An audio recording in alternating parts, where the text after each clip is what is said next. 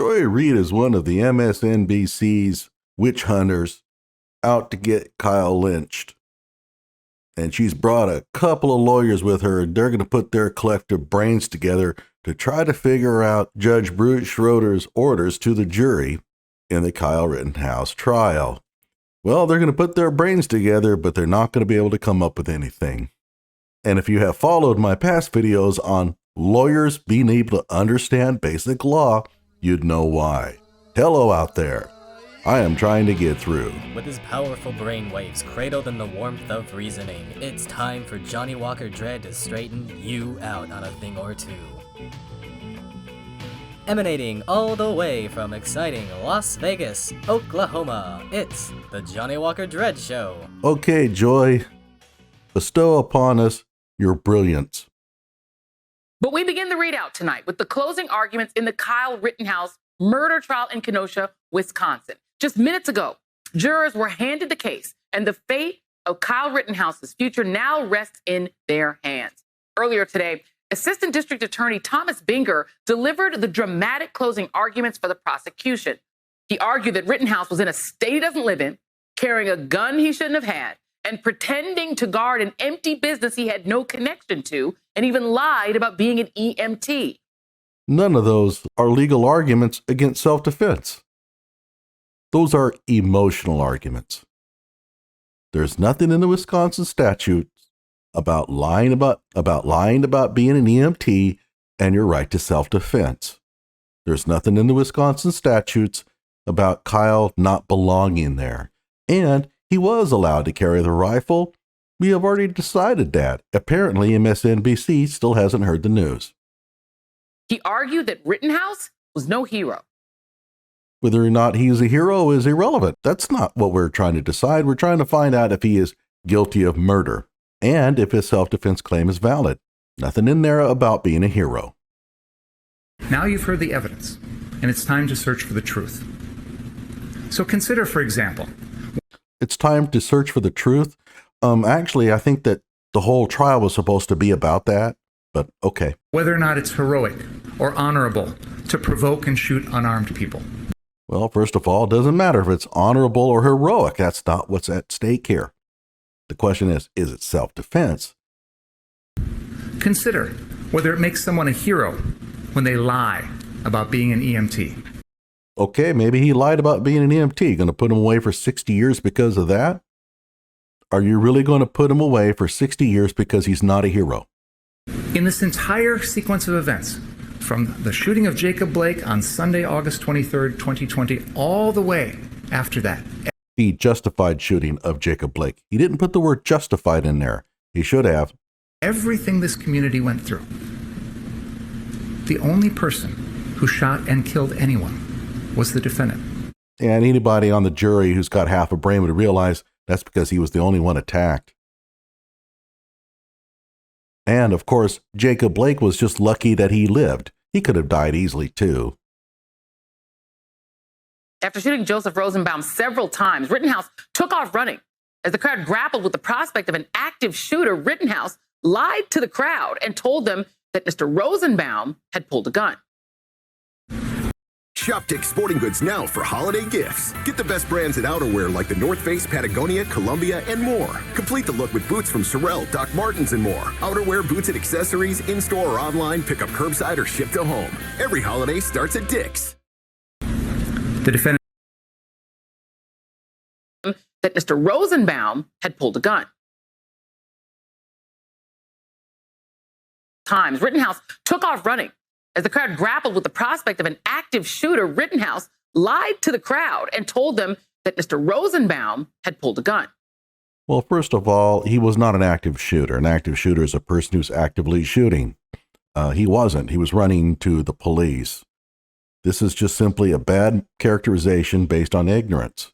Her logic, everybody who's ever shot somebody is an active shooter at that point because they just shot somebody. Then the whole term active shooter becomes meaningless. But also, this idea about him lying to the crowd, he's under no obligation to be honest to the mob, and frankly, who could blame him for lying? He's trying not to get pummeled, so he's going to say whatever he can to keep people from attacking him. So the idea somehow, well, we should put this kid away for 60 years because he lied to the crowd. The people that wanted to bash his brains in, he wasn't honest to them. Really, this is a valid legal argument? The defendant flees, callously disregarding the body of the man that he just shot and killed. Yeah, well, whatever. That's not a legal argument. There's nothing in the statutes that say you have to hang around and fix the guy you just shot. In fact, it's usually not a good idea to do so. And in this case, it definitely wasn't, because there was a whole bunch of people descending on him. He did the right thing. No doubt about that. What would you have advised your kid to do? Stick around and let the mob descend on him while he's repairing the person he shot? Oh, hell no. You tell your kid to get the hell out of there. And as he's running off, he's lying to the crowd about what just happened. Yeah, oh, there's a big offense.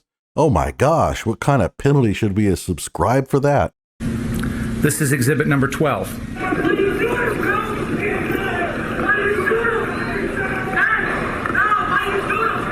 Not an active shooter. He's not shooting anybody. He's not threatening anybody. Earlier in the day, the prosecution asked the judge to let the jury consider lesser charges if they moved to acquit on the original counts. The judge agreed. Rittenhouse's attorney unleashed a vicious rebuttal, calling the prosecution's case garbage. Garbage. He puts the quotes around it. Garbage. Actually, he had a long discussion about what was wrong with Binger's arguments. She's not going to play hardly any of it. It's going to be all Binger, because they want this kid convicted. They don't care if he's innocent. You have to understand. They want him convicted anyway. In a rush to judgment. This is a political case. The district attorney's office is marching forward with this case because they need somebody to be responsible. They need somebody to put and say, we did it. He's the person who brought terror to Kenosha. Kyle Rittenhouse is not that individual. The rioters, the demonstrators who turned into rioters, those are the individuals who bring us forth. Now, there could have been a whole lot of other clips they could have used instead of that one. They chose that one for a reason. It's not a particularly weak statement by Mark Richards, but certainly not one of his strongest. This has been one of the strangest trials in recent history, just to be honest, with Bruce Schrader's odd behavior taking center stage. I actually think he's behaved pretty well. He's a little quirky, but hey, man, he's held things together so far. Just moments before the jury was set to hear the closing arguments, he dismissed a count of possession of a dangerous weapon by a person under 18, a misdemeanor that had appeared to be among the likeliest of the charges to net a conviction for prosecutors. Yeah, it was likely to get a conviction because the jury would not have known that the law did not apply to Kyle Rittenhouse. This isn't really rocket science here. We went through the entire statutes about this. We all knew that this was likely going to get thrown out, but they didn't.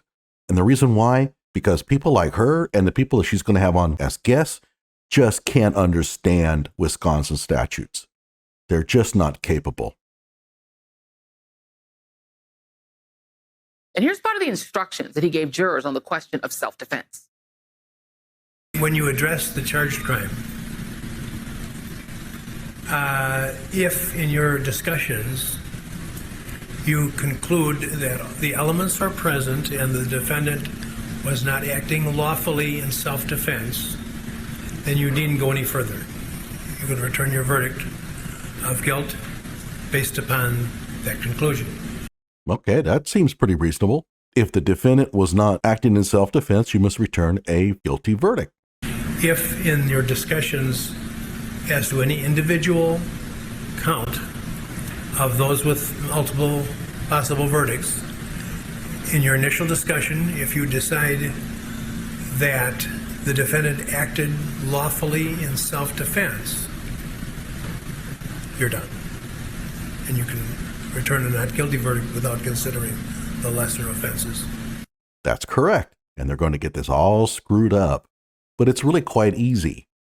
If he acted in self-defense, if his act of self-defense allows him to essentially say get away with first-degree intentional homicide, but it certainly would work for second-degree intentional homicide or any of the lesser charges. If he acted in self-defense, he acted in self-defense. Self-defense is an affirmative defense in Wisconsin. And therefore, when you claim self-defense, you're agreeing that the elements of the original charge do apply to you, but you have an excuse for being able to commit them. But if he's willing to acknowledge the elements of first-degree intentional homicide, he's certainly willing to acknowledge the elements of second-degree intentional homicide or any lesser charge. And therefore, the affirmative defense still applies. Self-defense doesn't change color when you go from one charge to the other. It's the same. Reasonable fear of bodily harm, reasonable means of escaping, all that kind of stuff is the same for all of these various offenses. So if self-defense applies to any of these charges, it applies to all of them. It's not difficult. Throughout this trial, the judges issued rulings that seemed to favor the defense. He yelled, Oh no, he's issued rulings that favor the defense. My God, what's wrong with him? He's supposed to issue rulings that are the same. So when he rules against the defense, his next one has to be against the prosecution. And then against the defense. You have to have an equal number. You know, it's just like in football. When the referees throw a flag for holding on one team, they got to throw a flag on holding on the other. They got to keep it fair. The idea that one team would commit more penalties than the other is completely beyond her. She can't figure this out. Yelled at the prosecutor and forbade the state from referring to the people killed by Kyle Rittenhouse as victims. That's right. Because the term victim has a connotation of victim of crime. But Kyle has not been convicted of a crime yet, so why call them victims? It's not difficult to understand, but obviously she can't figure it out. Ruling that the term is too, quote, loaded. He also made a joke about Asian food. Oh, yeah, that joke about Asian food. His phone rang during the trial, playing a ditty that's been heard at Trump rallies. Yeah, it's a Lee Greenwood song. It's a patriotic song. Deal with it. Some people do love America.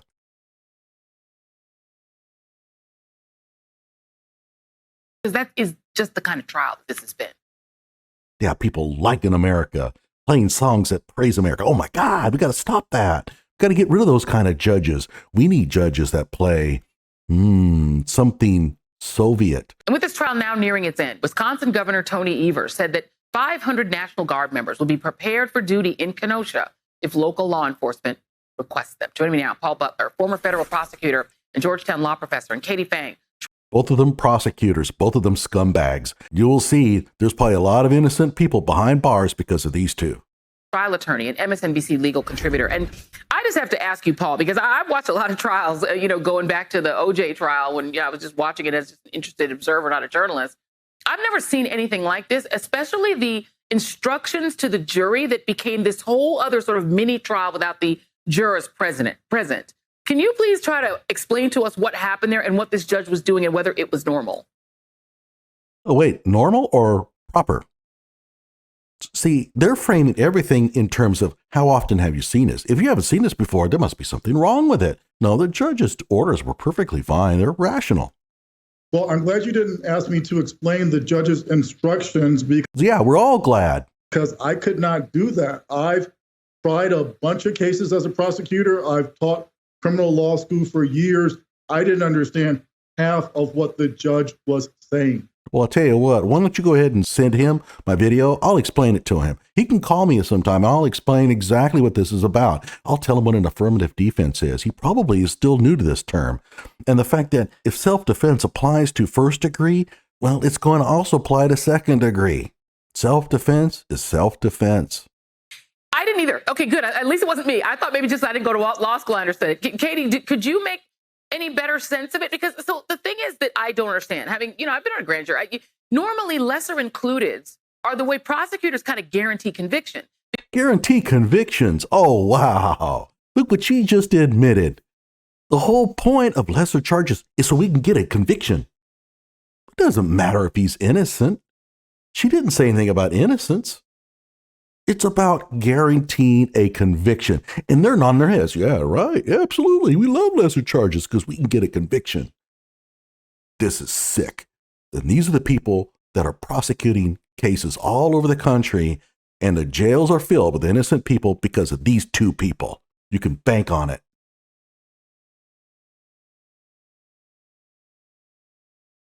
Because if they can't get you on the top charge, there are all these lesser included things that they could actually, the jury could then consider. Say, maybe I don't think you murdered the person, but I think you did reckless endangerment or manslaughter.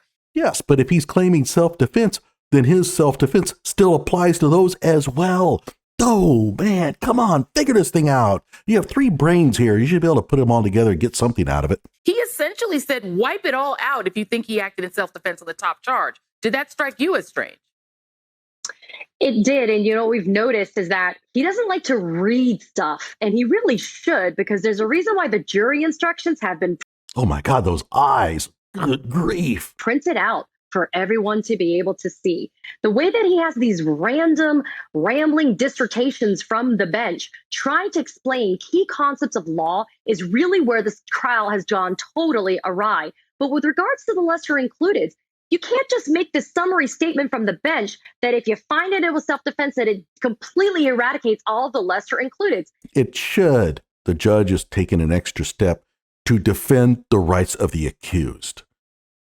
You have stacked on a whole bunch of lesser charges, and that could lead to a compromise situation where the jury just wants to go home.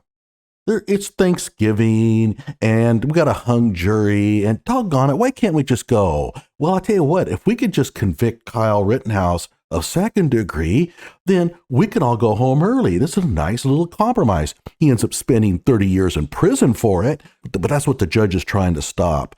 The judge is basically saying, you idiots, that if self-defense is valid, it's valid. It doesn't matter if he's facing second degree or first degree or reckless or whatever. It's valid. Figure it out. And the fact that he's allowed some of these lesser included should be given to the jury. I think that there's been inconsistent behavior, conduct, and rulings from the bench, even. In other words, inconsistent. He hasn't ruled against the defense enough for her. They want Kyle convicted so badly that they think that when the judge rules against the prosecutor, he owes one to the prosecutor, a makeup call. Recently, we just saw some stuff that was going on during closing arguments. But I think that the jury is sufficiently confused. And that's what gets scary when you're a prosecutor. When you're a prosecutor, oh, it's scary. You might not be able to throw that person in jail. Never mind. It's not about guilt or innocence to these people.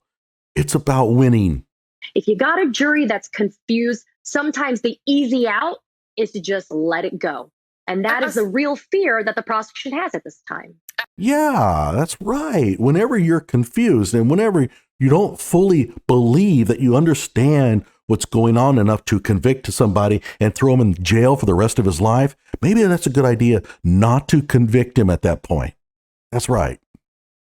You don't throw people in jail for the rest of their lives unless you're pretty damn sure they've done something wrong. Absolutely. And Paul, especially when you're talking about a teenager who, there's 18 jurors right now in the pool. It's going to go down to 12. Just the math tells you this could be an all-white jury. There's only one black person in the pool. Oh, here comes the race card. What does race have to do with this?